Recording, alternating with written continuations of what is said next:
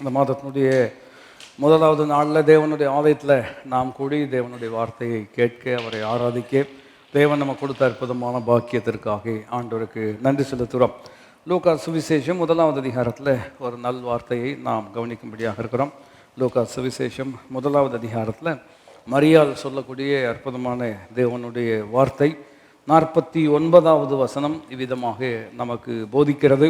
நாம் எல்லாரும் இணைந்து அந்த வார்த்தைகளை நாம் வாசிப்போம். லூக்கா சுவிசேஷம் முதலாவது அதிகாரம் 49வது வசனம் இணைந்து நாம் வாசிப்போம். வாசிக்கலாம். வல்லமையுடையவர் மகிமையானவைகளை எனக்கு செய்தார், அவருடைய நாமம் பரிசுத்தம் உள்ளது என்று மரியாள் சொல்லக்கூடிய வார்த்தையை நாம் கவனிக்கிறோம். ஆக இந்த வசனத்தில் நாம் பார்ப்போம் என்று சொன்னால் ரொம்ப அற்புதமான தேவனுடைய சத்தியங்களை நாம் கற்றுக்கொள்ளும்படியாக இருக்கிறோம். மரியாளினுடைய வாழ்க்கையில் பார்க்கும் பொழுது வேதம் சொல்லுகிறது, நாம் அந்த பகுதிகளை நினைவு கூறுவோம் என்று சொன்னால், தூதன் அவருடைய வாழ்க்கையில் இடைப்பட்டு ஒரு ஆர்டினரி டே, சாதாரண ஒரு நாளில் இல்லையா, இந்த நாள் எப்படி இருக்கும் என்று கேட்டால் யாருக்கும் தெரியாது. ஆக அப்படிப்பட்ட சாதாரணமான ஒரு நாளில் பாருங்கள், திடீரென்று தூதன் அவருடைய வாழ்க்கையில் வந்து கிருபை பெற்றவளே வாழ்க என்று சொல்லி அற்புதமான தெய்வீகமான திட்டங்களை எல்லாம் அவளுக்கு அறிவித்த பொழுது அவனுடைய விளைவு தான் இந்த வார்த்தைகள் எல்லாம் அவருடைய உள்ளத்திலிருந்து வரக்கூடியதாக இருக்கிறது. ஆகையினால இன்றைக்கு நமக்கு இது எவ்விதம் பொருந்துகிறது என்று கேட்டால், நம்முடைய வாழ்க்கையிலும் தேவன் தம்முடைய கிருபையை வெளிப்படுத்தி இருக்கிறார். ஆகையினால அந்த கிருபையை உணர்ந்த ஒரு நபர் சொல்லக்கூடிய வார்த்தை எப்படி இருக்கிறது என்று கேட்டால், வல்லமை உடையவர் மகிமையானவைகளை எனக்கு செய்தார். எல்லாரும் இணைந்து அந்த வார்த்தைகளை சொல்லும்படியாக இருக்கிறோம். வல்லமையுடையவர் மகிமையானவைகளை எனக்கு செய்தார், செய்வார், செய்திருக்கிறார், செய்ய போகிறார் இல்லையா. எல்லா காலங்களிலும் அவர் நமக்கு எப்படிப்பட்டவராக இருக்கிறார்? நல்லவராக இருக்கிறார். ஆகினால இந்த வசனத்தில் கவனிப்போம் என்று சொன்னால் 3 முக்கியமான சத்திய வார்த்தைகளை நாம் கவனிக்கும்படியாக இருக்கிறோம். ஒன்று, பாருங்கள், அவருடைய நாமம் பரிசுத்தம் உள்ளது. ஆங்கில மொழிபெயர்ப்பு எப்படி இருக்கிறது என்று கேட்டால், the holy one who is mighty has done great things for me என்று இருக்கிறார். பரிசுத்தம் உள்ளவர், வல்லமை உள்ளவர், எனக்கு மகிமையான காரியங்களை என்ன செய்திருக்கிறார்? அவர் செய்திருக்கிறார் என்று வேதம் சொல்லுகிறத நம்ம கவனிக்கிறோம். அப்போ குறிப்பாக 3 விஷயங்களை முக்கியப்படுத்துவோம் என்று கேட்டால், முதலாவது த ஹோலினஸ் ஆஃப் காட், தேவனுடைய பரிசுத்த தன்மை அல்லது அவருடைய குணம் அங்கு முக்கியத்துவப்படுத்துகிறோம். ரெண்டாவது தி பவர் ஆஃப் காட், தேவனுடைய வல்லமை குறித்து நாம் அந்த வேத வசனத்தில் நம்ம கவனிக்கிறோம். மூன்றாவது நாம் கவனிப்போம் என்று சொன்னால் த க்ளோரி ஆஃப் காட், தேவனுடைய மகிமை குறித்து அந்த இடத்துல நம்ம கவனிக்கிறோம். இது 3மே ஒன்றோடு ஒன்று மிகவும் இணைந்த அற்புதமான ஒரு விஷயமாக இருக்கிறது. எவ்விதம் இது நமக்கு பொருந்துகிறது, நம்முடைய வாழ்க்கையில் செயல்படுகிறது என்பதையும் இந்த நாளில் குறிப்பாக நாம் கவனிக்கும்படியாக இருக்கிறோம். ஆகினால த க்ளோரி ஆஃப் காட், தேவனுடைய மகிமை, இதை பல விதங்களில் பல வார்த்தைகளை கொண்டு வேதம் அற்புதமாக நமக்கு போதிக்கிறோம். ஆண்டவர் தம்முடைய மகிமையை எப்படி வெளிப்படுத்துகிறார் என்று ஒரு கேள்வி கேட்கும் பொழுது நாம் கற்றுக்கொண்டவைகளை நினைப்பூட்டும்படியாக விரும்புகிறேன். பாருங்கள், the glory of God is a demonstration of the power of God, தேவனுடைய மகிமை வெளிப்படுகிறது இல்லையா. பல நேரங்களில் கிறிஸ்தவ கூட்டங்களில் குறிப்பாக ஏதோ மகிமை மகிமை என்று சொல்லக்கூடிய வார்த்தைகள் எல்லாம் நம்ம கவனிக்கிறோம். ரொம்ப சிறப்பான ஒரு அற்புதமான ஒரு விஷயம். மகிமையை எப்படி வெளிப்படுத்துகிறார் என்று ஒரு கேள்வி கேட்போம் என்று சொன்னால், எளிமையான மகிமை என்று சொன்னால் பிரகாசம் தான் அதனுடைய அர்த்தம். ஆனால் அதனுடைய உள்ளடக்கம் மிகவும் ஆழமானதாக இருக்கிறது. அப்போ தேவனுடைய மகிமை என்று சொல்லும் பொழுது it's the demonstration of the power of God. தேவன் தம்முடைய வல்லமையை என்ன செய்கிறார்? வெளிப்படுத்துகிறார். அவர் தம்முடைய வல்லமையை வெளிப்படுத்தும் பொழுது it is always in line with is character, அதாவது தம்முடைய குணத்துக்கு ஏற்ற வண்ணமாகவே அது இருக்கக்கூடியதாக இருக்கிறார். பாருங்கள், அவர் தம்முடைய வல்லமையை வெளிப்படுத்துகிறார். அந்த வல்லமை தேவனுடைய குணத்தை சார்ந்தே இருக்கிறது. மூன்றாவது நாம் கவனிப்போம் என்று சொன்னால், எந்த விதத்தில் அதை வெளிப்படுத்த வேண்டும் என்று சித்தம் கொள்கிறாரோ அந்த விதத்தில் அதை என்ன செய்கிறார்? வெளிப்படுத்தக்கூடியவராக இருக்கிறார். இதை ரொம்ப அடிப்படையாக நம்ம புரிந்து கொள்வது ரொம்ப ரொம்ப முக்கியம். இதை புரிந்து கொள்ளவில்லை என்று சொன்னால் அநேக நேரங்களில் மனிதன் தனக்கு இருக்கக்கூடிய விருப்பங்களை இல்லையா, தனக்கு இருக்கக்கூடிய இதை சாதிக்கணுங்கிற எண்ணங்களை எல்லாம் எப்படி ட்ரெஸ் பண்ணி விட்டுருவாங்க, எப்படி அதுக்கு ஒரு போர்வை போற்றி விட்டுருவாங்கன்னு சொன்னால், எல்லாம் ஆண்டவர் மகிமைக்காக தான் நான் என்ன செய்கிறேன் அப்படின்னு சொல்லுவாங்க. ஆண்டவர் மகிமைக்காக நீங்கள் செய்கிறீங்கிறது புரிஞ்சுக்கிறோம். ஆனால் அவர் மகிமையினாலே என்னென்னு நமக்கு புரியல அப்படின்னு சொன்னோம்னா, நிறையா நேரங்களில் Christian ego has been dressed as glory of காட்ன்னு சொல்லுவாங்க. கிறிஸ்தவர்களுக்கு இருக்கக்கூடிய மிகப்பெரிய ஆம்பிஷன் சொல்லுவாங்கல்லவா, அதை சாதிச்சே தீரணும், அதை பண்ணியே காமிக்கிறம்பாரு என்று தங்களை முக்கியப்படுத்தக்கூடிய விஷயத்திற்கு யாரை கோத்து விடுவார்கள்? கர்த்தருடைய மகிமை என்று சொல்லி செயல்படுவதற்கு வாய்ப்புகள் இருக்கிறது. ஆனால் இன்றைக்கு நம்ம கவனிக்கக்கூடிய விஷயம் என்னவென்று கேட்டால், பாருங்கள், வல்லமையுடையவர் மகிமையானவைகளை எனக்கு செய்தார், அவருடைய நாமம் எப்படிப்பட்டது, பரிசுத்தம் உள்ளது என்று நம்ம கவனிக்கிறோம். அப்போ பிரதானமாக பாருங்கள், அவர் மகிமையை எப்படி வெளிப்படுத்துகிறார் என்று கேட்டால், டெமான்ஸ்ட்ரேட்ஸ் இஸ் பவர், தம்முடைய வல்லமையை வெளிப்படுத்துகிறார். வல்லமை எப்படிப்பட்டது என்று நீங்கள் கவனிப்பீர்கள் என்று சொன்னால், கர்த்தர் ஒரு முறை விளம்பினார், 2 முறை கேட்டிருக்கிறேன். வல்லமை யாருடையது? கர்த்தருடையது இல்லையா? அப்போ பாருங்கள், வானத்திலும் பூமியிலும் சகல அதிகாரம் அவருக்கு இருக்கிறது என்று நம்ம கவனிக்கிறோம். உலகத்தை இவ்விதமாக ஒரு சொற்றொடர் சொல்லுவார்கள், அதாவது power corrupts and absolute power corrupts absolutely அப்படின்னு சொல்லுவாங்க. அதிகாரம் ஒரு மனுஷனை கரைபிடித்து விடும். அதிகமான அதிகாரம் இருக்கும் என்று சொன்னால் அவனை அது அதிகமாக என்ன செய்யும்? கரைப்படுத்தும். கேள்விப்பட்டிருக்கீங்களா இல்லையா? Power corrupts and absolute power corrupts absolutely. அதனால தான் சர்வாதிகாரிகள் உலகத்தில் இருக்கிறத நம்ம கவனிக்கிறோம். கொஞ்சம் வல்லமை இருக்கும் பொழுது அதுக்கு ஏற்றார் போல் செய்வாங்க.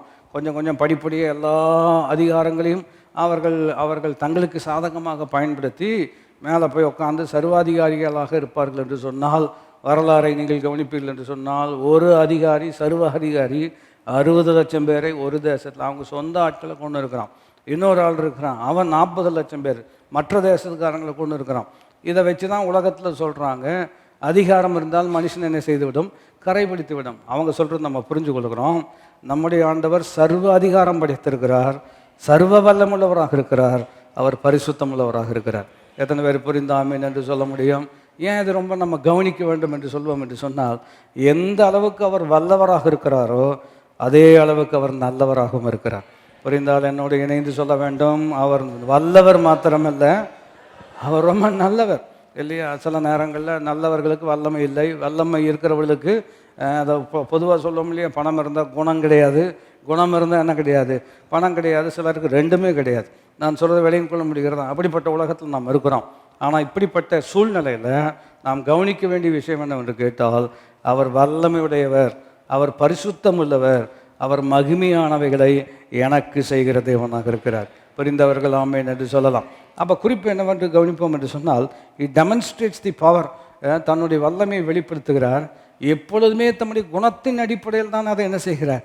வெளிப்படுத்தக்கூடியவராக இருக்கிறார். மூன்றாவது நாம் சொல்ல வேண்டும் என்று சொன்னால், தம்முடைய நோக்கத்தை நிறைவேற்றுவதற்காகவே தம்முடைய வல்லமையையும் தம்முடைய அதிகாரத்தையும் தம்முடைய திறமையையும் அவர் வெளிப்படுத்தக்கூடிய தேவனாக இருக்கிறார். ஏன் இந்த மூன்றை கவனிப்பது ரொம்ப அவசியம் என்று கேட்போம் என்று சொன்னால், இதை நம்ம புரிஞ்சிக்கல அப்படின்னு சொன்னோம்னா, அவர் எனக்கு நான் நினச்சதை செய்யணும் அப்படின்னு நம்ம நினைக்கிறோம். ஆனால் உண்மை என்னவென்று கேட்டால், யோபு பாருங்கள், பல சூழ்நிலை நூலாக போய் புரிந்து கொண்ட ஒரு விஷயம், ஒரு அற்புதமான சத்தியம் என்னவென்று கேட்போம் என்று சொன்னால், நீர் செய்ய நினைத்தது தடைபடா. அவர் சொன்ன வார்த்தையை நினைவுபடுத்த வேண்டும் என்று சொன்னால், நீர் சர்வ வல்லமுள்ள தேவன், நீர் செய்ய நினைத்தது தடைபடா. நிறைய நேரங்களில் நம்முடைய புரிந்து கொள்ளுதல் எப்படி இருக்கிறது என்று கேட்டால், நீர் சர்வ வல்லமுள்ள தேவன், நான் நினைத்ததை நீர் செய்ய வேண்டும், அப்படி தான் இருக்கிறோம். அது என்ன லாஜிக்கில் என்ன தப்பு? ஆமாம், உங்கள்கிட்ட இருக்குதானே, கொடுக்க வேண்டியதானே, உங்களால் முடியும் செய்ய வேண்டியதானே, உங்கள்கிட்ட தெரியுமில்ல பின்ன எனக்கு சொல்லித்தர வேண்டியதானே அப்படிங்கிற ஒரு கணக்கு மனுஷன் வைக்கிறான். ஆனால் மறுபடியும் புரிந்து கொள்ள வேண்டும், யோபு ரொம்ப அற்புதமாக அதை புரிந்து கொண்டிருக்கிறார்.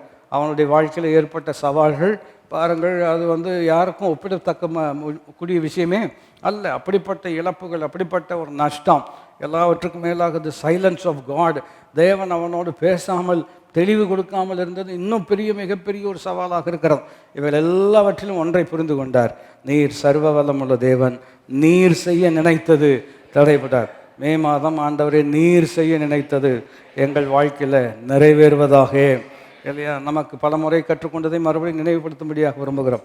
அவர் பாயிண்ட் ஆஃப் ஆங்ஸைட்டி, நமக்கு இருக்கக்கூடிய மிகப்பெரிய பதட்டம், மிகப்பெரிய வருத்தம், மிகப்பெரிய சோகம் என்ன எதிலிருந்து புறப்படுகிறது என்று கவனித்து பார்ப்போம் என்று சொன்னால், நான் நினச்ச மாதிரி என்ன செய்கிறதில்ல, நடக்கிறதில்ல, நான் ஒன்று நினச்சேன் வேறு என்னமோ நடந்திருக்கிறது என்கின்ற வருத்தம் இருக்கிறோம்.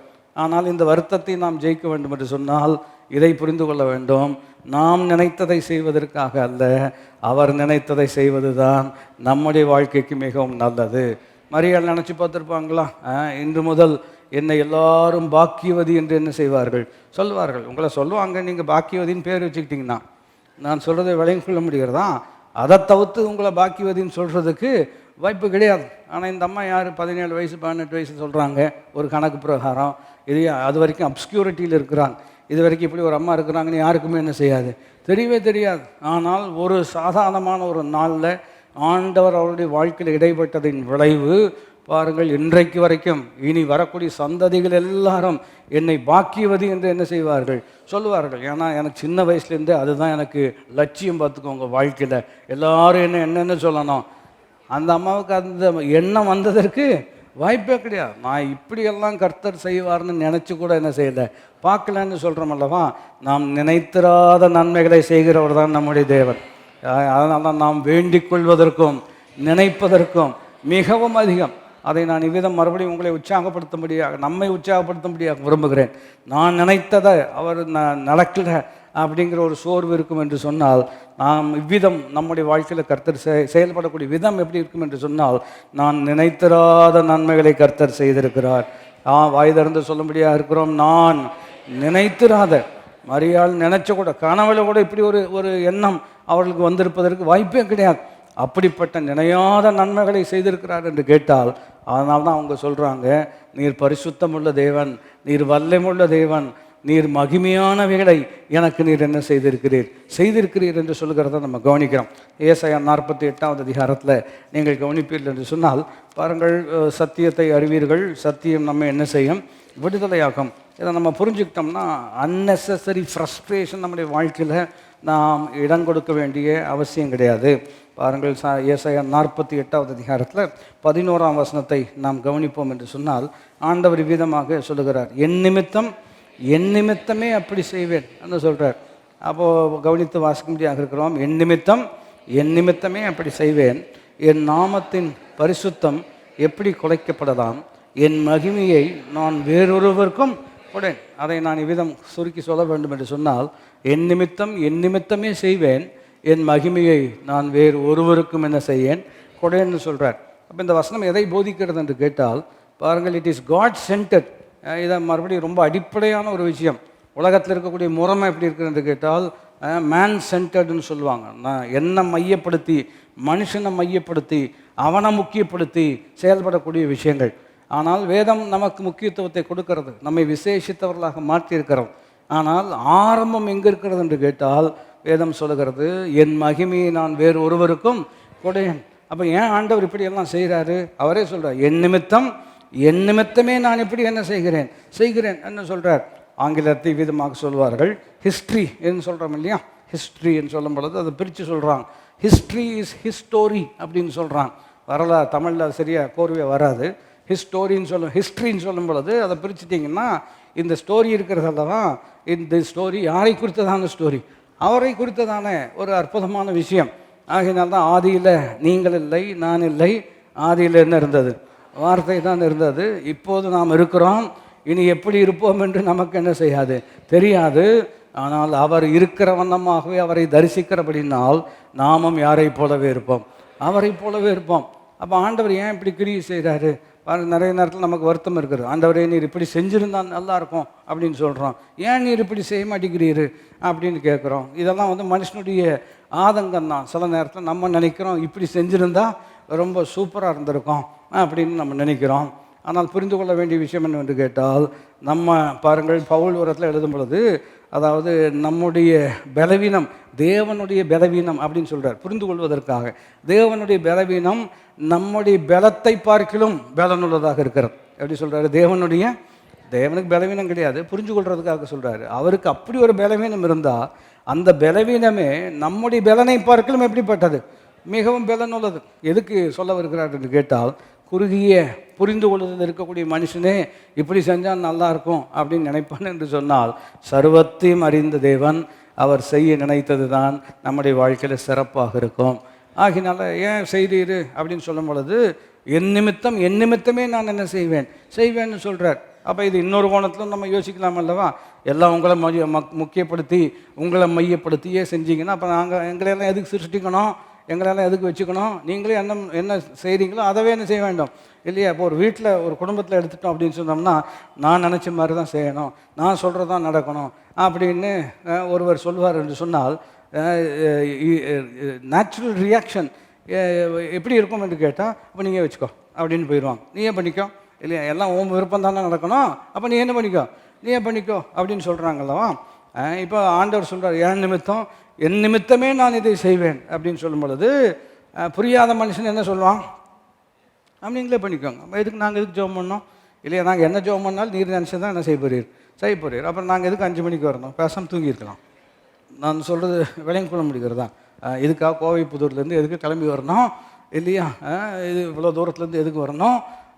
என் நிமித்தம் நான் நினச்சி தான் செய்வேன் அப்படின்னு சொன்னால் என்னமோ பண்ணிட்டு போங்க அப்படின்னு சொல்லலாம் அல்லவா. அங்கே தான் அறியாமல் இருக்கிறோம் இல்லையா. என் நிமித்தம் செய்வேன் என்று சொன்னால் அவர் எப்படிப்பட்டவர் என்று கவனிப்பீர்கள் என்று சொன்னால் அவர் ரொம்ப நல்லவர். நான் சொல்வது எத்தனை பேர் புரிந்து ஆமேன்னு சொல்ல முடியும்? அவர் எப்படிப்பட்டவருங்க?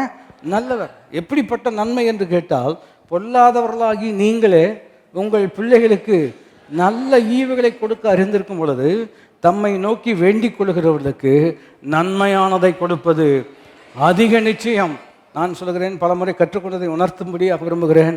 அவர் நன்மையானதை கொடுப்பது அதிக நிச்சயம் என்று சொன்னால், நான் நன்மையானதை பெற்றுக்கொள்வது அதிக நிச்சயம். எல்லாரும் இணைந்து சொல்ல முடியா இருக்கிறோம். அவர் நன்மையானதை கொடுப்பது அதிக நிச்சயம் என்றால், நான் நன்மையானதை பெற்றுக்கொள்வதும் அதிக நிச்சயம். இந்த நன்மை எனக்கு எதுக்கு செய்கிறார் என்று கேட்டால், நான் ரொம்ப நல்லவங்கிறனால அவர் செய்யல, அவர் நல்லவருங்கிறனால என் நிமித்தமே இதை செய்கிறார்.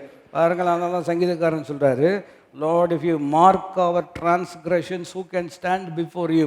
நீர் எங்களுடைய அக்கிரமங்களை கவனித்திருப்பீர் என்று சொன்னால் யார் உம்முடைய சமூகத்தில் வந்து நிற்க முடியும்? பாருங்கள், இன்னைக்கு காலையில் உதய சூரியன் உதிக்க போகிறது. நான் சொல்ல வேலை கொள்ள முடிகிறதா? நல்லோர் மேலும் தீயோர் மேலும் இல்லையா. அப்போ ஆண்டவர் வந்து இல்லை நல்லவங்க மேலே மாத்திரம்தான் சூரியன் உதிக்க பண்ணுவேன்னு சொன்னோம்னா உலகத்தில் ஜென்மத்துக்கும் வெளிச்சமே என்ன செய்யாது, வராது. நேற்று பயங்கரமாக கற்கள் கட்டினோன்னா ரொம்ப சந்தோஷமாக ஆண்டவரே பெருமழை பெய்யட்டும் அப்படின்னு ஜோம் பண்ணுறோம். இல்லை நல்லவங்களுக்கு மாத்திரம்தான் மழை அப்படின்னு சொன்னார்னா இன்னும் உலகமே பாலைவனமாகத்தான் என்ன செய்யும் இருக்கும். அப்போ எப்படிங்க இந்த மழை பெய்ய பண்ணுறாரு, சூரியனை உதிக்க பண்ணுறாரு, இதெல்லாம் ஏன் செய்கிறார் என்று கேட்டால், பாருங்கள், என் நிமித்தமே செய்கிறேன். அவர் நல்லவர். எத்தனை பேர் புரிந்தாமேன்னு சொல்ல முடியும்? அவர் எப்படி வெட்டவங்க?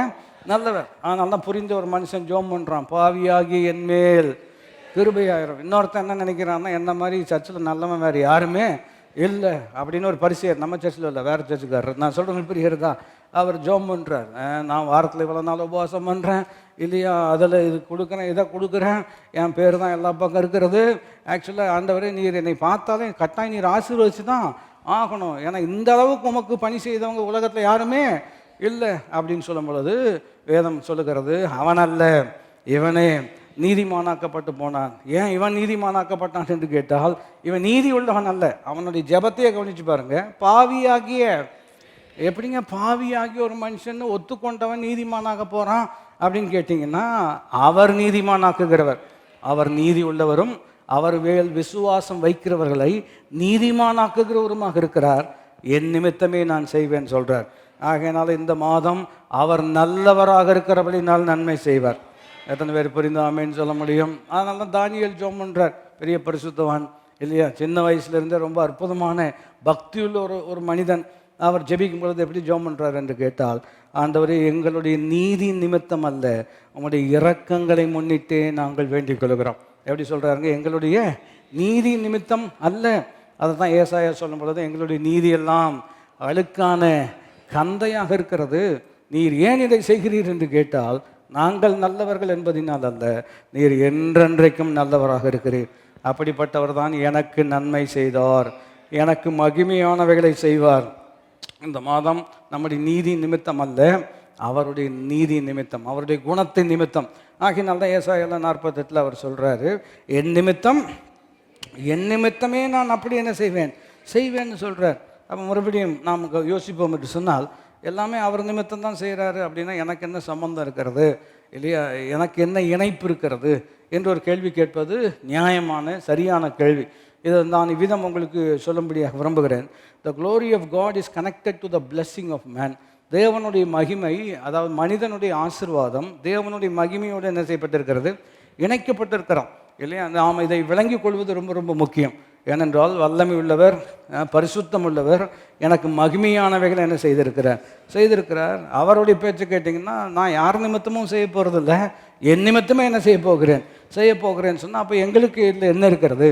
நாங்கள் எந்த வகையில் இதில் இணைப்பு உள்ளவர்களாக இருக்கிறோம்? இது எங்களுக்கு எப்படி வாக்குத்தத்தமாக மாற முடியும்? அவர் நினச்சதான் செய்ய போகிறாரு, அவர் நினச்சது தான் அவர் சாதிக்க போகிறாரு அப்படின்னு சொன்னோம்னா, அப்போது நாங்கள்லாம் இருந்து என்ன பிரயோஜனம்? எங்களுடைய எண்ணங்களுக்கு என்ன மதிப்பு இருக்கிறது அப்படின்னு கூட ஒருவர் கேட்கலாம். நான் சொல்லுகிறேன், அவர் தம்முடைய மகிமையை வெளிப்படுத்துவதற்கும் நம்மை ஆசீர்வதிப்பதற்கும் மிகப்பெரிய ஒரு இணைப்பு இருக்கிறது. அதை இவ்விதம் சொல்ல வேண்டும் என்று சொன்னால், நம்மை ஆசீர்வதிப்பதின் மூலமாக தான் தம்முடைய மகிமையை வெளிப்படுத்துகிறார். எத்தனை பேர் புரிந்து ஆமென் என்று சொல்ல முடியும்? நம்மை ஆசீர்வதிப்பதின் மூலமாக தான் தம்முடைய மகிமையை என்ன செய்கிறார்? வெளிப்படுத்துகிறார். அதை நான் இவ்விதம் எளிமைப்படுத்தும்படியாக விரும்புகிறேன். ஒரு அம்மா இருக்கிறாங்க வீட்டில், சிறப்பாக அவங்களால சமைக்க முடியும் இல்லையா? நீ காலையில் நீங்கள் ப்ரேயருக்கு போயிட்டு திரும்பி வர்றதுக்குள்ளே உங்களுக்கு பொங்கல் வடை எல்லாமே செஞ்சு வச்சுருக்காங்க. சூப்பராக ஒரு 5 ஐட்டம் செஞ்சுருக்காங்க என்று வைத்து கொண்டால் பாருங்கள், இந்த 5 ஐட்டம் செஞ்சது எதற்கு அப்படின்னு கேட்டால், தங்கள் திறமையை காண்பிப்பதற்கு என்று கூட எடுத்துக்கொள்ளலாம். ஆனால் தங்கள் திறமையை எதற்காக காண்பிக்கிறார்கள் என்று சொன்னால், 5 ஐட்டம் செஞ்சு நானே செய்வேன், நானே சாப்பிடுவேன், வேறு யாருக்கும் தரமாட்டேன் என்பதற்காகவா? இல்லை. எதுக்கு செஞ்சுருக்குறாங்க சொல்லுங்கள்? நம்ம அம்மா அப்படி மனசில் வச்சு யோசிங்க. எதுக்கு இவ்வளவு செஞ்சுருக்குறாங்க?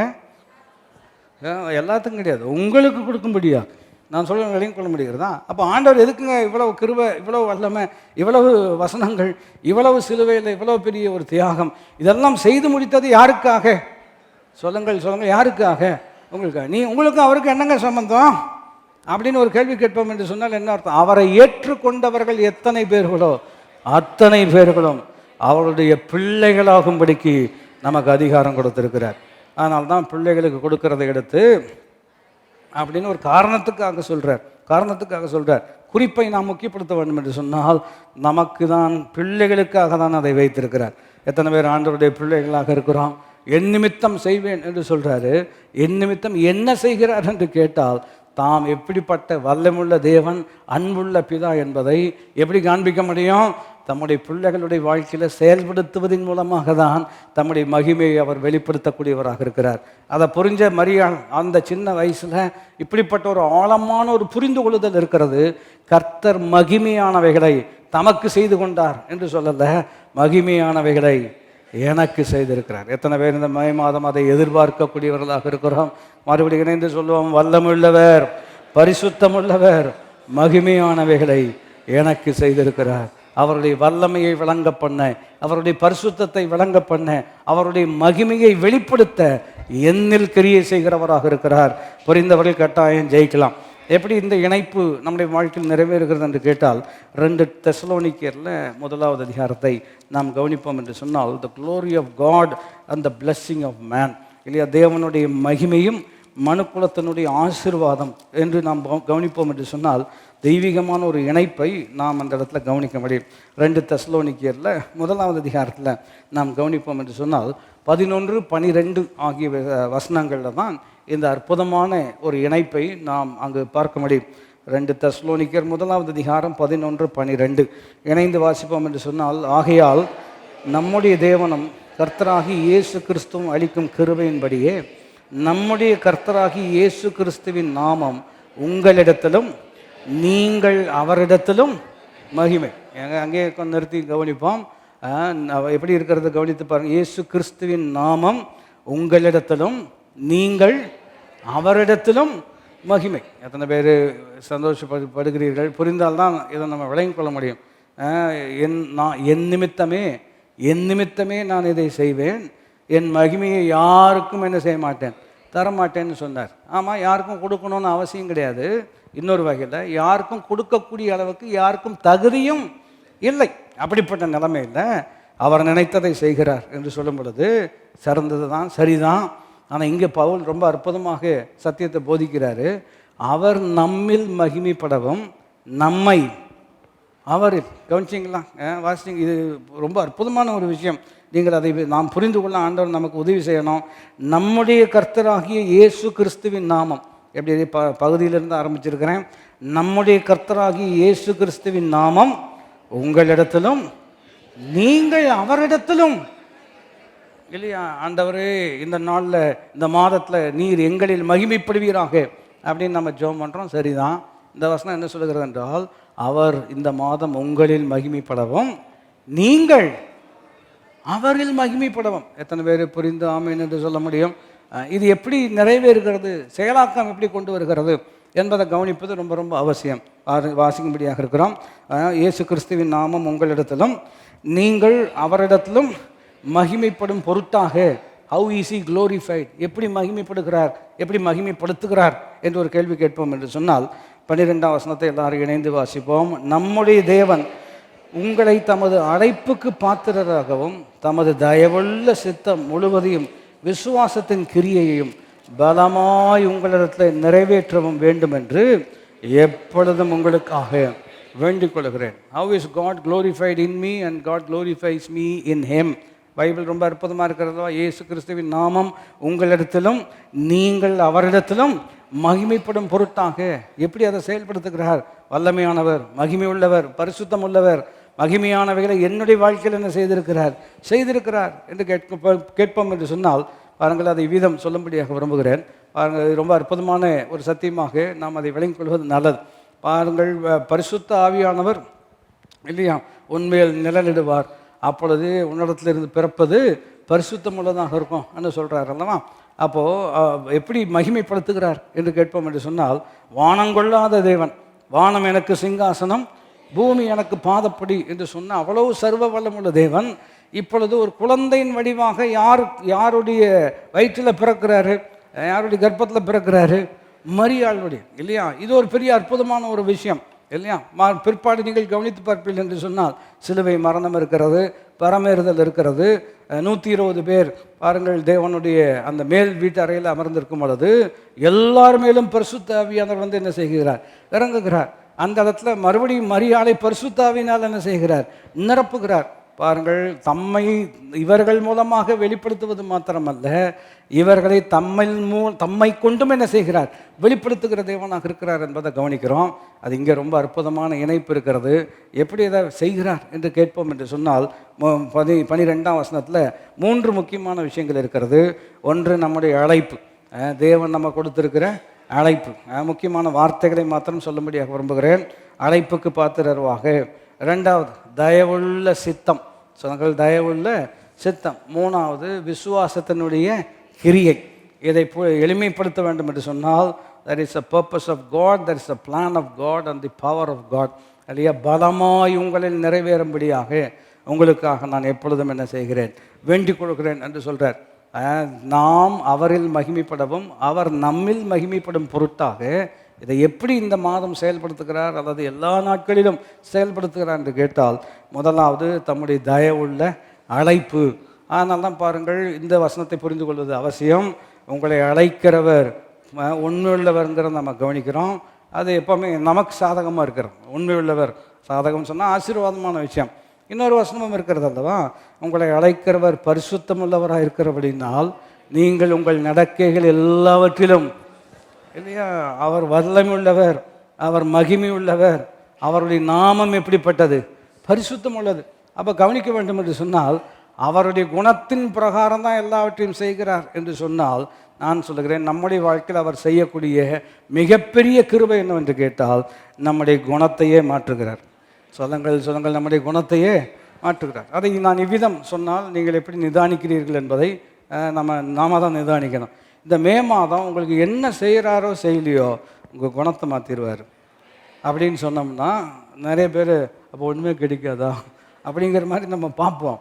ஆனால் யோசிச்சு பாருங்கள் இல்லையா, என்ன பண்ணுறதுங்க? எல்லாமே இருக்குது, புத்தி தான் சரியில்லை, எல்லா வசதியும் இருக்கிறது. ஆனால் மனுஷன் அவன்கிட்ட பேசுவானா? இந்த நாபால் இருக்கான் இல்லையா, நம்ம தெரிஞ்சவர் தான், பழைய ஏற்பாட்டில் இருக்கிறார். அவங்க ஒய்ஃப் பேர் அபிகேல் அல்லவா? ஒரு பிரசங்கியார் சொன்னார், the Old Testament the beauty and the பீஸ்ட்னு இவங்க 2 பேர் தான் இல்லையா. இந்த அம்மா இவ்வளோ அழகு, இவ்வளவு குணம். அவங்க வேலைக்காரங்க பேசும்போது அந்த மனிதனிடம் யார் பேச முடியும்? யார் அந்த ஆள்கிட்ட போய் பேச முடியும்? பணம் இருக்கிறது, ஏகப்பட்ட பணம் இருக்கிறது. இந்த பணத்தை பார்த்து இந்த நல்ல பொண்ணை கல்யாணம் பண்ணி கொடுத்துட்டார் ஒருத்தர். நான் சொல்கிறது உங்களுக்கு புரிகிறதா? அதனால தான் சொல்கிறான், மறுபடியும் இதெல்லாம் யோசித்து பார்ப்பதற்கு கொஞ்சம் சுவாரஸ்யமாக தான் இருக்கார். இப்படிப்பட்ட ஒரு குணமில்லாத ஒரு பீஸ்ட்டுக்கு போய் இப்படி ஒரு நல்ல பொண்ணை எவனா கல்யாணம் பண்ணி கொடுப்பானா அப்படின்னு சொன்னோம்னா, உட்காந்துட்டு சாப்பிட்ற அளவுக்கு பணம் இருக்கிறது, குணம் இல்லாட்டி என்ன, ஏன் இவ்வளவு அமைதியாக இருக்கணும்? ஏன்னா சில கால்குலேஷன்ஸ் தப்பாகுது. நான் சொல்ல விளங்கிக் கொள்ள முடிகிறதா? குறிப்பு என்ன நாம் சொல்லி கொண்டு இருக்கிறோம் என்று கேட்டால், அவனுக்கு குணமே இல்லை. இப்போ பரிசுத்தம் உள்ள தேவன், அவருடைய நாமம் பரிசுத்தம் உள்ளது. அவர் நமக்கு செய்யக்கூடிய மிக முக்கியமான ஆசீர்வாதம் என்னவென்று கேட்டால், உங்களை அழைத்தவர் பரிசுத்தம் உள்ளவராக இருக்கிறது போல நீங்களும் உங்கள் நடக்கைகள் எல்லாவற்றிலேயும். அப்போது கவனிக்கணும், நான் பரிசுத்தமாக இருக்கேன் அல்லவா, நீங்களும் அப்படி தான் இருக்கணும் அப்படின்னு சொன்னால் நாம் எப்படி சொல்ல முடியும் என்று கேட்டால், நீர் பரிசுத்தம் உள்ளவர் ஆகினால் நீர் எப்படி இருப்பீர்? பரிசுத்தம் உள்ளவராக இருப்பீர். நாங்கள் எப்படிப்பட்டவர்கள்? பாவிகள் ஆகினால நாங்கள் இப்படி தான் இருக்க முடியும் இல்லையா? கேட்கறதுக்கு நல்லா இருக்கிறது, வாழ்க்கைக்கு என்ன செய்யாது அப்படின்னு சொல்கிறதுக்கு வாய்ப்பு இருக்கிறதா? அதனால உலகத்தில் இந்த மாதிரி தத்துவமெல்லாம் வச்சுருக்கிறாங்க. தவறு செய்வது மனித இயல்பு, மன்னிப்பது தேவ இயல்பு அப்படிங்க. தவறு செய்வது மனித இயல்பு, மன்னிப்பது. இதை அந்த லாஜிக் அப்படியே ஃபாலோ பண்ணிங்கன்னா ரெண்டு தண்டவாளம் மாதிரி. சேருவதற்கு இவர் தப்பு பண்ணிகிட்டே இருப்பார், இவர் மன்னிச்சிட்டே இருப்பார். இப்படி தான் இருக்கும். இல்லை இல்லை, தப்பு பண்ணுவது மனித இயல்பு, மன்னிப்பது தேவ இயல்பு தான், கரெக்டு. ஆனால் அப்படிப்பட்ட மன்னிக்கிற தேவனோடு உறவு ஏற்படும் பொழுது அவர் செய்த பாவங்களை மன்னிக்கிறவர் மாத்திரமல்ல, இனி அவைகளை திரும்ப செய்யாமல் இருப்பதற்கும் மனதில் மாற்றத்தை ஏற்படுத்துகிற தேவனாக இருக்கிறார். புரிந்தவர்கள் கை உயர்த்தி ஆமேன் என்று சொல்ல. அப்போ பரிசுத்தம் உள்ள தேவன் இல்லையா, எப்படி தம்முடைய மகிமையை நம்முடைய வாழ்க்கையில் வெளிப்படுத்துகிறார், நம்மை அவருக்குள் எப்படி மகிமைப்படுத்துகிறார் என்று கேட்டால், முதலாவது நம்முடைய அழைப்பை என்ன செய்கிறார்? நிறைவேற்றுகிறார். 1 பேதுரு 1:15 நம்ம கவனிக்கிறோம், உங்களை அழைத்தவர் பரிசுத்தமுள்ளவராக இருக்கிறது போல நீங்களும் உங்கள் நடக்கைகள் எல்லாவற்றிலேயும் பரிசுத்தமுள்ளவர்களாக இருங்கள் என்று சொன்னவர் இன்னொரு அற்புதமான வாக்குத்தத்தமான வார்த்தை சொல்கிறாரு, நானே உங்களை பரிசுத்தம் பண்ணுகிற தேவன். எல்லாரும் இணைந்து சொல்ல முடியா இருக்கிறோம், நானே உங்களை. அதனால தான் 1 கொரிந்தியர் 1வது அதிகாரம் இல்லையா, நல்ல வெள்ளி என்று நாம் கற்றுக்கொண்ட அற்புதமான ஒரு சத்தியம், அவரே எனக்கு பரிசுத்தமானார். ஆசிரியங்களா, அவரே எனக்கு, he has become my sanctification என்று சொல்கிறார். அப்போ இந்த மே மாதத்தில் அவருக்கென்று பரிசுத்தமாய் வாழ அவரே நமது ஜீவனம் நமது தீர்க்காயுசுமாக மாறுகிறார்.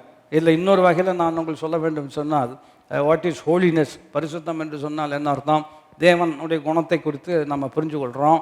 நம்முடைய வாழ்க்கையில் அதனுடைய ஒரு செயலாக்கம் எப்படி இருக்குது என்று கேட்டால், ஹோலினஸ் என்று சொல்லும் பொழுது ஆங்கில தெய்வீகமான, அதாவது தியலாஜிக்கல் எக்ஸ்பிளனேஷன் மீனிங் சொல்லும் பொழுது பொதுவாக what's the opposite of holiness அப்படின்னு சொன்னோம்னா, பரிசுத்தத்திற்கு எதிர்ப்பதம் என்ன அப்படின்னு கேட்டோம்னா என்ன சொல்லலாம்? சிம்பிளான பொதுவான புரிந்து கொள்ளுதல் பரிசுத்தத்துக்கு எதிர்ப்பதம் அசுத்தம்னு சொல்லலாம், அதுதான் பொதுவான. ஆனால் வேத கண்ணோட்டத்தில் கவனிப்பீர்கள் என்று சொன்னால், what's the opposite of holiness is காமன்னஸ்ன்னு சொல்கிறது இல்லையா. ஆப்போசிட் ஆஃப் ஹோலினஸ் என்ன அர்த்தங்க? காமன்னஸ். அப்படின்னா அதை இன்னும் எளிமையாக வழங்கிக் கொள்ளலாம். பரிசுத்தம் என்று சொன்னால் விசேஷம்னு அர்த்தம். அப்போ விசேஷத்துக்கு ஆப்போசிட் என்னதுங்க? ஸ்பெஷல் தோசை வேணுமா, சாதா தோசை வேணுமா? அப்படி சொன்னால் தான் அதை எளிமையாக வழங்கிக் கொள்ள முடியும். ஸ்பெஷல்னா வித்தியாசம், மற்றது சாதா. நீங்கள் பரிசுத்தம் உள்ளவர்கள் அப்படின்னு சொன்னோம்னா நீங்கள் விசேஷம் உள்ளவர்கள். இவைகள் எல்லாவற்றை பார்க்கிலும் நீங்கள் எப்படிப்பட்டவர்கள்? விசேஷித்தவர்கள் அல்லவா. ஏன் விசேஷித்தவர்கள் என்று கேட்டால், விசேஷமான தேவன் தனக்கென்று யாரையெல்லாம் பிரித்தெடுத்துக் கொள்கிறாரோ அவர்கள் எல்லாரும், இந்த விசேஷம் சுவிசேஷத்தினால வந்திருக்கிறது. எத்தனை பேர் புரிந்த ஆமீன் என்று சொல்லணும்? இந்த விசேஷம் சாதாரண, அதாவது நம்மெல்லாம் பாவி மாத்திரம் கிடையாது, படுபாவின்னு சொல்லுவாங்கல்லவா, அந்த கேட்டகரியில் தான் இருந்தோம். இன்றைக்கி பிள்ளைகளாக இருக்கிறோம். எப்படி பிள்ளைகளாக இருக்க முடியும்? நான் பரிசுத்தராக இருக்கிறது போல எப்படிங்க ஆக முடியும்? அதைத்தான் மரியாள் சொல்கிறாங்க இல்லையா. தாவீது சொன்ன வார்த்தை நினைவு கொள்ளும்படியாக விரும்புகிறோம், என் தாய் என்னை பாவத்தில் கர்ப்பம் தரித்தாள், நான் துர்க்குணத்தில். இது வெறும் தாவீதுக்கு மாத்திரம் கிடையாது, எல்லாருக்கும் பொருந்தக்கூடிய ஒரு விஷயம். அப்படி எல்லாருக்கும் பொருந்தக்கூடிய இந்த விஷயத்தில் பரிசுத்தம் உள்ளவர் ஒரு ஸ்திரீயின் மூலமாக வெளிப்பட்டு அந்த ஸ்திரீயையே பரிசுத்தமாக மாற்றுவார் என்று சொன்னால், கர்த்தர் எனக்கு மகிமையானவைகளை செய்திருக்கிறார். அவர் மாத்திரம்தான் செய்ய முடியும். இந்த மாதம் கர்த்தர் தம்முடைய நம்ம மேல் வைத்திருக்கிற அவருடைய அழைப்பை நம்முடைய வாழ்க்கையில் நிறைவேற்றுவாராக. எவர்களை முன்னறிந்திருக்கிறாரோ அவர்கள் குமாரனுடைய சாயலுக்கு ஒப்பாயிருப்பதற்கே அவர் முன்னறிந்திருக்கிறார். நான் சொல்வதை பாருங்கள், இப்போ விளங்கிக் கொள்ள ஏற்றுக்கொள்ள ஆண்டவர் நமக்கு அற்புதமான கிருபை தரணும். நம்முடைய தேவைகளெல்லாம் அதிகமாக இருக்கிறது. அந்த தேவைகளெல்லாம் நம்ம அதை மட்டுப்படுத்தலை. அது நமக்கு ரொம்ப ப்ரெஸ்ஸிங் நீடாக இருக்கிறது. ஆனால் ஒன்றை புரிஞ்சுக்கொள்ளணும், தேவைகளை சந்திக்கிறவரை புரிந்து கொண்டால்தான் தேவைகள் சந்திக்கப்படும் என்கின்ற அற்புதமான ஒரு மன ரம்மியம் நமக்குள் ஏற்படும். எத்தனை பேர் புரிந்தாமேன் என்று சொல்ல முடியும்? எந்த சூழ்நிலையாக இருந்தாலும், ஆமாம், பிலிப்பியர் நிருபம், எந்த சூழ்நிலையாக இருந்தாலும் நான் மன ரம்மியமாக இருக்க கற்றுக்கொள்ள. எப்படிங்க உங்களால் முடிகிறது அப்படின்னு கேட்டிங்கன்னா, என்னை பலப்படுத்துகிற, நான் வேறு வழி இல்லாமல் வேறு என்ன பண்ணுறது, அட்ஜஸ்ட் பண்ணி பழகிட்டோம், அப்படியே பழகிருச்சு. இல்லை இல்லை, இது அந்த மாதிரி பழக்கம் இல்லை. போதிக்கப்பட்டேன், கற்றுக்கொண்டேன், நான் பரிசுத்தமாக இருக்கிறது போல நீங்களும் எப்படி இருக்க வேண்டும். எத்தனை பேர் புரிந்தாமேன்னு சொல்ல முடியும்? ஆனால் தான் பரத்தின் மேன்மையை துறந்து இந்த பூமிக்கு கர்த்தர் என்ன செய்திருக்கிறார், வந்திருக்கிறார். குணம் யோசித்து பார்த்துருக்கீங்களா? பரலோகத்தில் எந்த குறையும் இல்லை, எல்லாமே நிறைவாக இருக்கிறது, எல்லாமே பூரணமாக இருக்கிறது. அதை விட்டு பூலோகத்துக்கு வருகிறார். பூலோகத்தில் எதுவுமே சரி கிடையாது. பாவத்தின் விளைவு எல்லாமே என்ன செய்யப்பட்டிருக்கிறது, பாதிக்கப்பட்டிருக்கிறது. ஆனால் அப்படிப்பட்ட நிலைக்கு இறங்கி வந்து அந்த நிலையில் இருக்கக்கூடிய நம்மை அவர் தம்முடைய ரத்தம் கொண்டு மீட்டு கொண்டு அவரை போலவே நம்மை மாற்றுகிறார். மகிமையானவைகளை நமக்கு செய்திருக்கிறார். இன்னும் அற்புதமான காரியங்களை அவர் என்ன செய்ய போகிறார், செய்ய போகிறார். அப்போ 12ஆம் வசனம், நம்முடைய தேவன் உங்களை தமது அழைப்புக்கு பாத்திரராக என்று சொல்லும் பொழுது எதுக்காக அழைச்சிருக்கிறாரோ அந்த அழைப்புக்கு பாத்திரவான்களாக நாம் நடந்து கொள்வதற்கு அப்படின்னு இருக்கிறோம். அதை ஒரு வசனத்தை தான் முக்கியப்படுத்தி இருக்கிறோம். உங்களை அழைக்கிறவர் பரிசுத்தம் உள்ளவராக இருக்கிறபடினால் உங்கள் நடக்கைகள் எல்லாவற்றிலேயும் பரிசுத்தம் சொல்லும் பொழுது விசேஷமுள்ளவர்களாக எல்லாரும் இணைந்து சொல்லும்படியாக இருக்கணும். எப்படிப்பட்டவர்கள்? விசேஷம் இல்லையா? Separated for a specific and a special service. அதான் சாங்டிஃபிகேஷன் என்று ஒரு வகையில் சொல்லலாம். பாருங்கள், பரிசுத்தமான தேவன் தனக்கென்று யாரையெல்லாம் பிரித்தெடுத்து எதற்காக பிரித்தெடுத்திருக்கிறாரோ அதை செய்வதே நம்முடைய வாழ்க்கையில் பரிசுத்தமாக வாழ்வதற்கான அஸ்திவாரமாக இருக்கிறது. புரிந்தால் ஆமேன் என்று சொல்லலாம். வெளியே எக்ஸ்டர்னலாக சிலர் அதை முக்கியப்படுத்துவாங்க. அதை நம்ம இப்போ கவனிக்கிறது இல்லை. உங்களை எதுக்காக அழைச்சிருக்கிறாரு? அந்த அழைப்பை நீங்கள் நிறைவேற்றுவீர்கள் என்று சொன்னால் அவர் பரிசுத்தமுள்ளவராக இருக்கிறது போல உங்களையும் என்னையும் பரிசுத்தமுள்ளவர்களாக மாற்றுகிறார். ரெண்டாவது, தம்முடைய தயவுள்ள சித்தம் இல்லையா? அவர் நம்மில் மகிமைப்படுகிறார், நம்மை அவரில் என்ன செய்கிறார், மகிமைப்படுத்துகிறார். கர்த்தர் எனக்கு மகிமையானவைகளை செய்திருக்கிறார். ரெண்டாவது கவனிப்போம், தம்முடைய தயவுள்ள சித்தம்னு இருக்கிறோம். அது ரொம்ப, அந்த வார்த்தையே எனக்கு ரொம்ப சிறப்பாக இருக்கிறது. வெறும் சித்தம் கிடையாது, அந்த சித்தத்தில் தேவ தயவு இருக்கிறோம். எல்லாரும் இணைந்து சொல்லும்படியாக இருக்கிறோம், தயவுள்ள. எல்லாரும் இணைந்து சொல்லும்படியாக இருக்கிறோம், தயவுள்ள சித்தம். I got a plan for you, not just a plan but a favourable plan, the favour of God. தேவனுடைய தயவு அதில் இருக்கிறோம். அதனால தான் பிலிப்பியர் 2ஆம் அதிகாரம் 13ஆம் வசனம் ரொம்ப அற்புதமான வார்த்தை இல்லையா? தேவனே தம்முடைய தயவுள்ள சித்தத்தின்படி உங்களுக்குள் விருப்பத்தையும் செய்கையையும் உண்டு பண்ணுகிற தேவனாக இருக்கிறார். மறுபடியும் இதெல்லாம் ரொம்ப அற்புதமான வார்த்தை. தேவனே அப்படின்னு சொன்னால் என்ன அர்த்தம்? இந்த வேலையை வேறு யாரும் செய்ய முடியாது, வேறு யாரும் செய்ய போவதும் இல்லை. அவரே நமக்குள் இந்த அற்புதமான கிரியை, for God himself is at work இருக்கிறோம். ஆகினால தான் நாம் பிள்ளைகள் எல்லாரும் கர்த்தரால் போதிக்கப்பட்டிருப்பார்கள். ஏன்னா அவர் சொல்லாமல் வேறு எவர் சொன்னாலும் இது அவங்களுக்கு புரிவதற்கு வாய்ப்பே கிடையாது. தலையாடிச்சு சொன்னோம், அதெல்லாம் கரெக்டு தான், புரிஞ்சுக்கிறோம். ஆனால் நீங்கள் புரிந்து கொள்ள வேண்டும், நம்ம குடும்பத்துக்கு அவர் தான் தலையாக இருக்கிறார். ஆகையினால அவர் சொல்ல வேண்டிய விதமாக சொல்லும் பொழுது பிள்ளைகள் எல்லாரும் கர்த்தரால் போதிக்கப்பட்டிருப்பார்கள். அவருடைய சமாதானம் எப்படி இருக்கும்? பெரிதாக இருக்கும். இந்த மே மாதம் தேவன் தயவுள்ள சித்தம் வைத்திருக்கிறார். I got plans to prosper you and not to harm you, to give you a hope and a future இருக்கிறது அல்லவா? எரேமியா 29ஆவது அதிகாரம் 11ஆம் வசனம், உன் வாழ்க்கைக்கான திட்டங்களை நினைவுகளை நான் அறிந்திருக்கிறேன், அவைகள் தீமைக்கானவைகள் அல்ல, அவைகள் சமாதானத்துக்கு ஏதுவானவைகள். To give you a hope and a future. ஆங்கில வார்த்தை ரொம்ப அற்புதமாக இருக்கிறது. உனக்கு நல்ல நம்பிக்கையையும் நல்ல எதிர்காலத்தையும் தரத்தக்க அற்புதமான திட்டத்தை நான் வைத்திருக்கிறேன். இந்த திட்டத்தை அவர் நம்முடைய வாழ்க்கையில் செயல்படுத்துவதன் மூலமாகத்தான் தம்முடைய மகிமையை நம்முடைய வாழ்க்கையில் வெளிப்படுத்தக்கூடியவராக இருக்கிறார். புரிந்தவர்கள் கை உயர்த்தி ஆமேன். இதை இன்னும் எளிமைப்படுத்தும்படியாக விரும்புகிறேன். அவர் நல்லவர், அவர் வல்லவர், அவர் பரிசுத்தமானவர், அவர் சர்வ ஞானி, தெய்வீக குணங்கள் எல்லாம் அவருடைய குணங்கள் எல்லாம் வச்சு இதெல்லாம் அந்த குணங்கள்லாம் அவருக்கு இருக்குதுன்னு எப்படி நமக்கு தெரியும், எப்படி நமக்கு அதை விளங்க வைக்க முடியும் என்று ஒரு கேள்வி கேட்போம் என்று சொன்னால், இதையெல்லாம் நம்முடைய வாழ்க்கையில் செய்வதன் மூலமாகத்தான் அவர் எப்படிப்பட்டவர் என்பதை விளங்க பண்ணுகிறார். அதைத்தான் சங்கீதக்காரன் இவ்விதம் சொல்கிறான், கர்த்தர் நல்லவர் என்பதை ருசித்து பாருங்கள். இந்த மாதம் அவர் மகிமை உள்ளவர் என்பதை ருசிக்க, வல்லமை உள்ளவர் என்பதை ருசிக்க, பரிசுத்தம் உள்ளவர் என்பதை ருசித்து பார்க்க ஆண்டவர் நம்ம ஒவ்வொருவருக்கும் கிருபை செய்ய வல்லமுள்ளவராக இருக்கிறார்.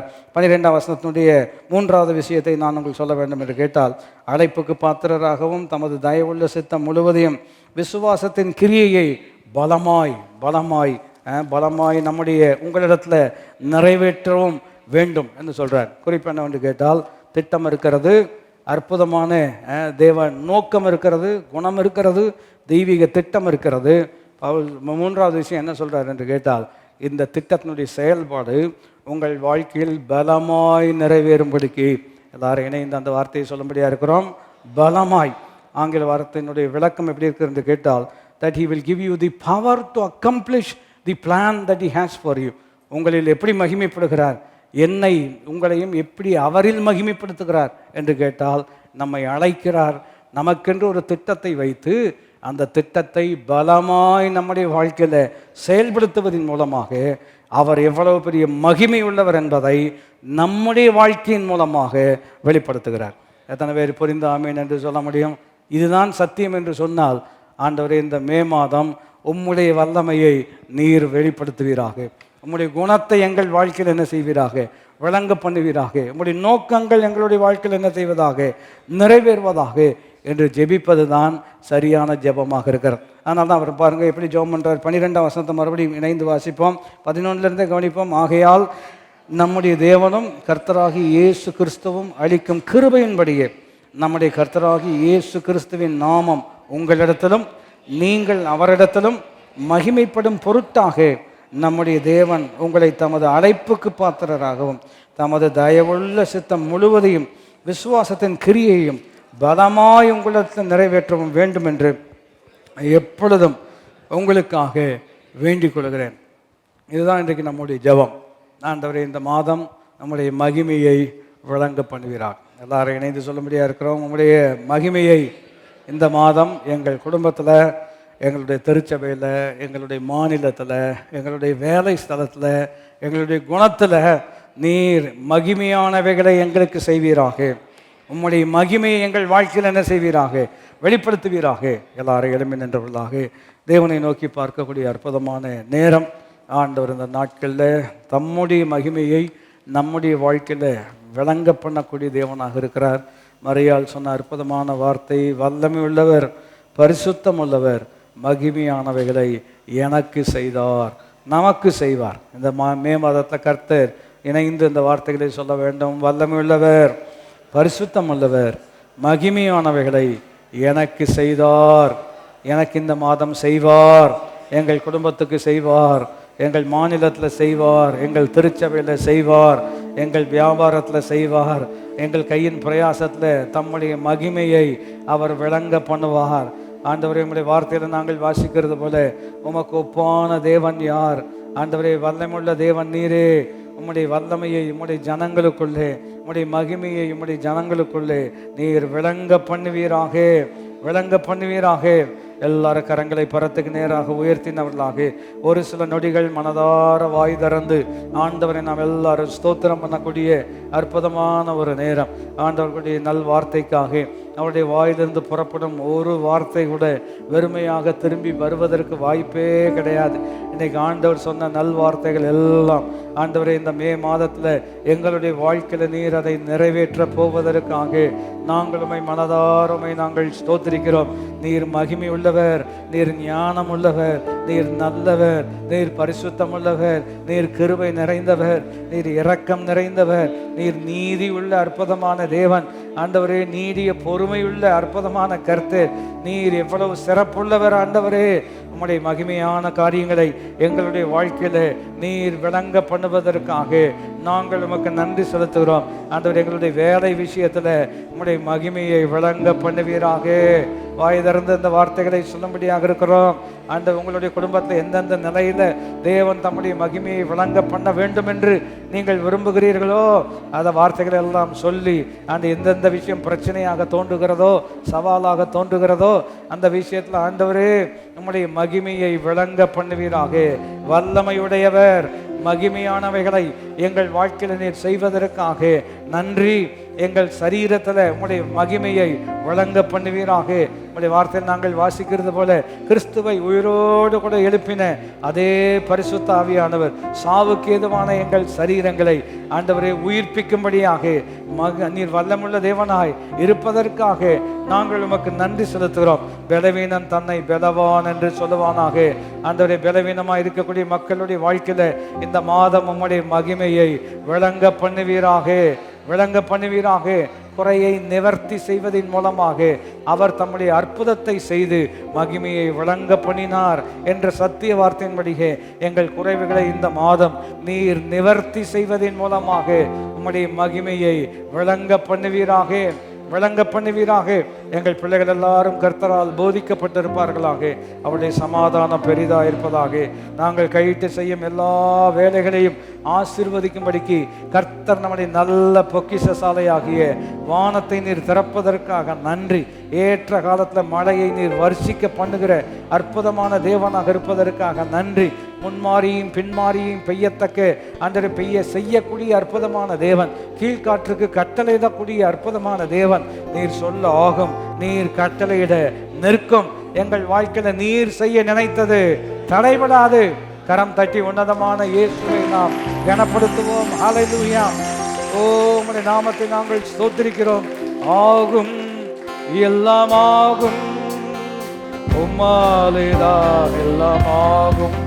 ஆமென். ஆகும், எல்லாம் ஆகும், உம்மாலேதான் எல்லாம் ஆகும். எனக்கு குறித்தது, எனக்கு குறித்ததை நிறைவேற்றி முடிப்பவர் நீரே ஐயா, நீரே. எனக்காக யாவையும் செய்து முடிப்பவர் நீரே ஐயா, நீரே.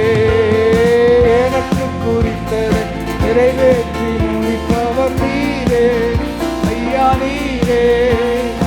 எனக்காக யாவையும் செய்து முடிப்பவர் நீரே ஐயா, நீரே. அப்பா உமக்கு ஸ்தோத்திரம், உமக்கு ஸ்தோத்திரம், அப்பா உமக்கு ஸ்தோத்திரம், அன்பே உமக்கு ஸ்தோத்திரம். ஆகும், ஆகும், எல்லாம் ஆகும், உம்மாலேதான் எல்லாம் ஆகும். அல்லேலூயா. எல்லாம் ஆகும், உம்மாலேதான் எல்லாம் ஆகும். வார இணைந்து நாம் கரம் உயர்த்தி நாம் ஜெபம் செய்வோம். எங்கள் நல்ல ஆண்டவரே, உங்களுடைய வார்த்தைக்கு ஈடு இணை இல்லை. அந்த வார்த்தை எங்கள் இருதயங்களிலே ஆண்டவரை நீர் விதைத்திருப்பதற்காக நன்றி. இறுதியுமாகிய பலகையில் அவைகளை எழுதியிருப்பதற்காக நன்றி. ஆண்டவரை, மரியாளுக்கு கிருபை பாராட்டியது போலவே ஆண்டவரை எங்களுக்கு நீர் கிருபை பாராட்டுகிற அற்புதமான தேவனாக இருப்பதற்காக நன்றி. ஆண்டவரை, விசேஷமாக எங்களுடைய மாநிலத்தில் ஆண்டவரை உம்முடைய கிருபையை நீர் விளங்க பண்ணுவீராக, உம்முடைய வல்லமையை விளங்க பண்ணுவீராக. உம்முடைய ஆளுகை எங்கள் மாநிலத்தில் வெளிப்படுவதாக. ஆண்டவரே, சுவிசேஷத்துக்கு எந்த தடையும் இல்லாதபடிக்கு ஆண்டவரே திறந்த வாசலை வைக்கிற அற்புதமான தேவன், உம்முடைய மகிமையை எங்கள் மாநிலத்தில் நீர் வழங்க செய்ய வேண்டும் என்று சொல்லி நாங்கள் ஜெபிக்கிறோம். திருச்சபை வாழ்த்தியா நீர் ஆசீர்வதிப்பதற்காக நன்றி. எங்கள் எல்லைகளை பெரிதாக்குவதற்காக நன்றி. நெருக்கத்தில் இருக்கிற எங்களுக்கு விசாலத்தை நீர் ஏற்படுத்தி உம்முடைய பெரியத்தை நீர் எங்கள் வாழ்க்கையில் வெளிப்படுத்துவதற்காக நன்றி.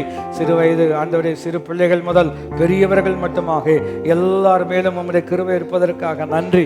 எங்கள் பிள்ளைகள் எல்லாரும் அம்மால் போதிக்கப்பட்டிருப்பார்களாக, சமாதானம் பெரிதாக இருப்பதற்காக நாங்கள் உமக்கு நன்றி செலுத்துகிறோம். ஆண்டவரே, இந்த மே மாதத்தை உம்முடைய ஆளுகைக்கு நாங்கள் ஒப்புக் கொடுக்கிறோம். பரமண்டலங்களில் உம்முடைய சித்தம் செயல்படுகிறது போல எங்கள் எல்லாருடைய வாழ்க்கையிலும் உம்முடைய சித்தம் செயல்படுவதாக. ஆண்டவரே, உமக்கே துதியும் கனமும் மகிமையும் நாங்கள் ஏறெடுக்கிறோம். ஜெய கிறிஸ்துவாக முன் சென்று அற்புதமாக நடத்துவீராக. கிருபை பெரிதாக விளங்கட்டும். இயேசுவின் நாமத்தில் கேட்கிறோம் எங்களுடைய நல்ல பிதாவே. நம்முடைய கர்த்தராகிய இயேசு கிறிஸ்துனுடைய கிருபையும் பிதாவாகிய தேவனுடைய அன்பும் பரிசுத்த ஆவியானவருடைய ஐக்கியம் நம் அனைவரோடு கூட என்றென்றைக்கும் இருப்பதாக. ஆமென். அல்லேலூயா. கர்த்தர் உங்களை ஆசீர்வதிப்பாராக. God bless you.